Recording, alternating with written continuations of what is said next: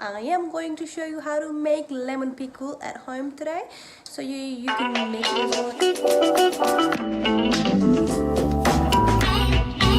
well.